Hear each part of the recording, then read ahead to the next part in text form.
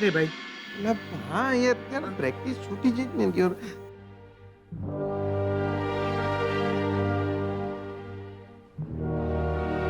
દાદાજી,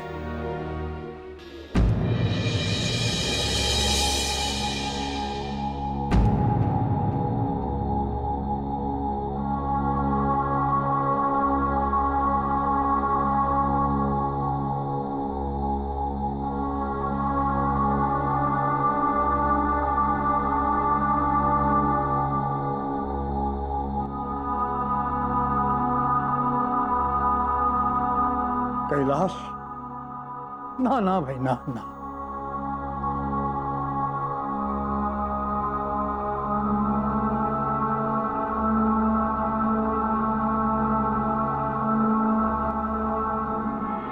પ્રદ્યુમનના સમાચાર મળે.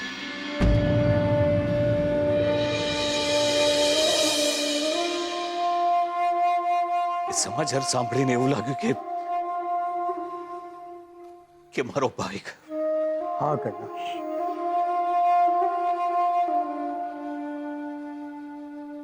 આટલા વર્ષે ના ખબર આવે, પણ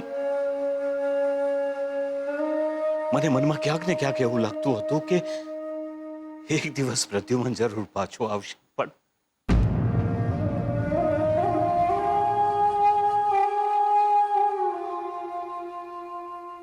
બહુ દુઃખ થાય છે.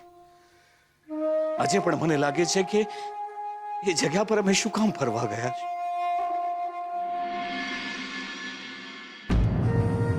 હિંમત રાખજો દાદાજી.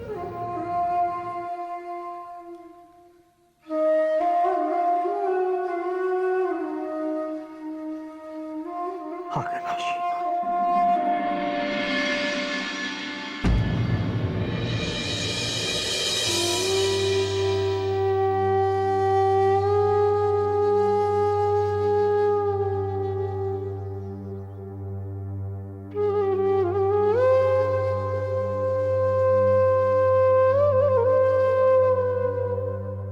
હિંમત રાખજો ભાભી.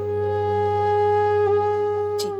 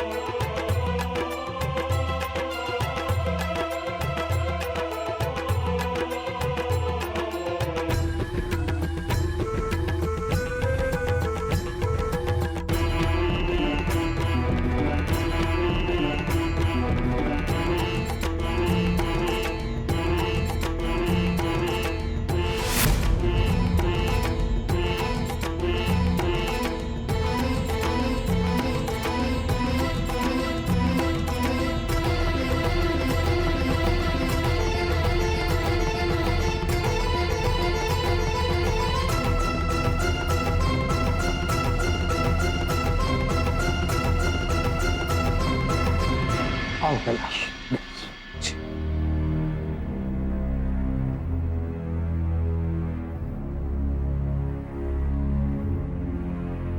દાદાજી,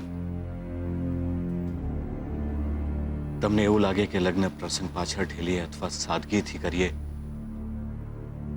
તો એ નિર્ણય તમે જ લેજો.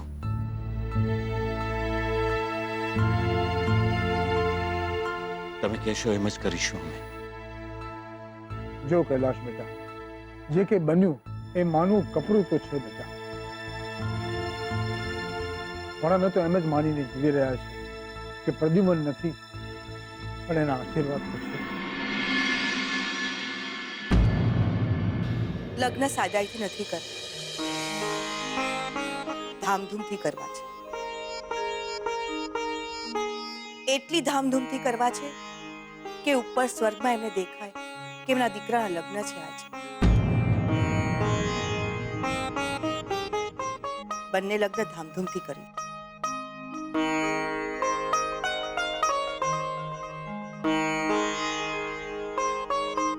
બંને લગ્ન?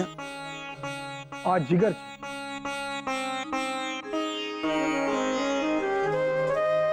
શોધનનો ખાસ ભાઈબંધ. જેમ તું અને પ્રદ્યુમન ખાસ ભાઈબંધ હતા તેમ આ બંને જણા પણ ભાઈબંધ છે. અને મારી તો ઈચ્છા છે કે શોધન અને શ્રુતિના લગ્ન સાથે સાથે શ્રુતુ અને જીગરના પણ લગ્ન કરવા માંગીએ છીએ.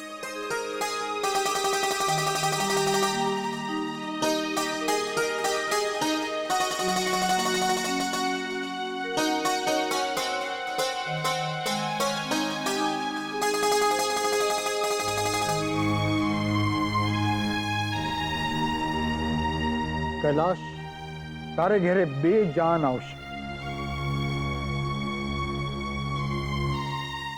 મને તો ખબર જ નહોતી કે મારા નસીબમાં એક દીકરીના નહીં 2 દીકરીઓના કન્યાદાનનું પુણ્ય લખ્યું છે.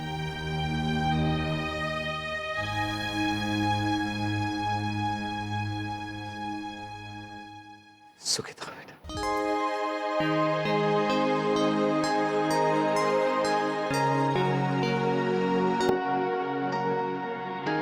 મારા ઘરે જાન લઈને આવવું પડશે.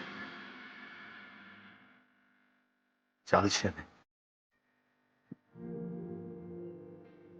લા કાકા, આપણો મેળ પડતો હોય ને તો હું તો કોઈના બી ઘરે જવા તૈયાર છું. પણ મેળ જ નહીં પડતો ને.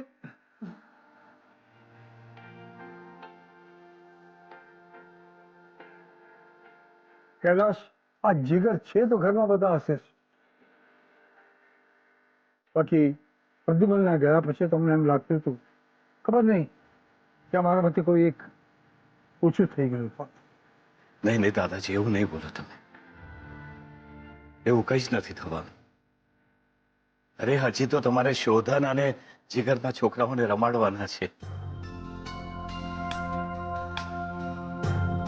પ્રદ્યુમનના ગયાનું દુઃખ મને પણ છે, પણ એક વાત સારી થઈ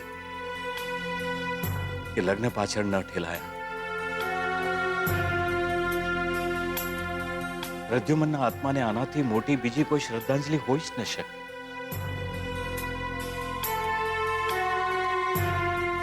કૈલાશ, શ્રુતુનું કન્યાદાન હું કરીશ.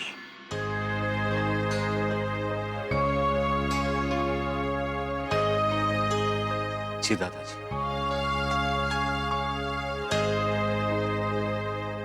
અમારા ઘરે જાન લઈને પધારજો. અમે રાહ જોઈશું. ચાલો, હવે હું રજા લઉં.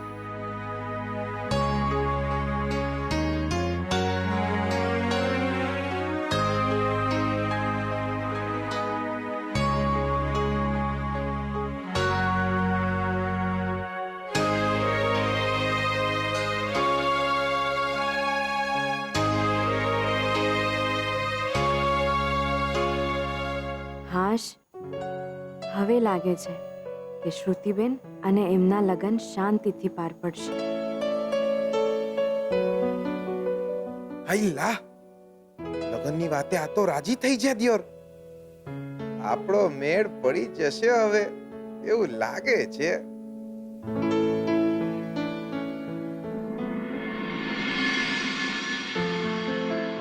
મમ્મા, ડેડ કેટલું બધું શોપિંગ કરીને આવ્યા છે.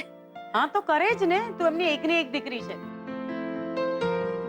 અને શ્રુતિ, આ તો હજી શરૂઆત છે. તું જો, તારા લગ્નમાં કેટલા ધામધૂમથી કરીએ છે, બધા જોયા કરશે. અરે આ જો મમ્મા, આ રિસ્ટ વોચ છે. સોનાની છે. પણ આ તો બહુ જ મોંઘી લાગે છે ને. હા, સસ્તી વસ્તુ તમે જોતા પણ નથી. પણ આટલો બધો ખર્ચો તારા માટે. બેટા, તમારી એકની એક દીકરી છે ને, આટલું બધું કોના માટે છે? તારા માટે. બધું તને જ આપવાનું છે અમારે. જો, આ ઘડિયાળ, પરફ્યુમ, આ જ્વેલરી, આ બધું તારા માટે છે દીકરા. પણ મમ્મા, આ વોચ, આ રિંગ, પરફ્યુમ, આ બધું જ બે ડબલ કેમ છે? લક્ષ્મી માટે છે બેટા.